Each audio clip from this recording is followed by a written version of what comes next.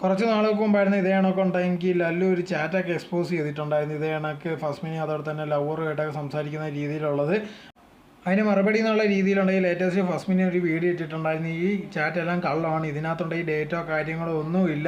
അതോടെ തന്നെ ഉണ്ടെങ്കിൽ ഇതിനകത്ത് പറഞ്ഞൊരു കാര്യം എന്ന് പറഞ്ഞാൽ ഞാൻ ലല്ലു ഇല്ലാത്ത സമയത്താണ് വിളിക്കുന്നതെന്നുള്ള രീതിയിലൊക്കെയാണ് ഈ ചാറ്റൊക്കെ വന്നിരിക്കുന്നത്.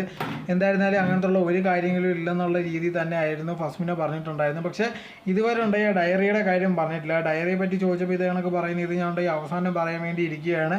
ആദ്യമേ ഉണ്ടെങ്കിൽ ഇതിൻ്റെ കാര്യമൊക്കെ പറഞ്ഞിട്ട് ഡയറിയെക്കുറിച്ചുള്ള കാര്യം പറയുന്നുള്ള രീതിയിലാണ് ഫസ്മിനെ പറഞ്ഞിരിക്കുന്നത്.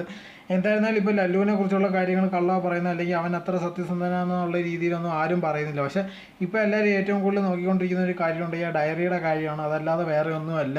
അത് സത്യമാണോ അല്ലയോ എന്നുള്ളത് മാത്രമാണ് ഇപ്പോൾ മെയിനായിട്ടുള്ള കാര്യം. പക്ഷേ അതിനെപ്പറ്റി എന്തെങ്കിലും തുറന്ന് പറഞ്ഞിട്ടുണ്ടോ ഇല്ലയോ എന്ന് ചോദിച്ചാൽ അങ്ങനെയൊന്നും ഇതുവരെ പറഞ്ഞിട്ടില്ല. ഞാൻ ഉണ്ടെങ്കിൽ അവസാനം പറയാമെന്നുള്ള രീതിയിൽ മാത്രം ഇതുവരെ പറഞ്ഞിട്ടുണ്ടായിരുന്നുള്ളൂ.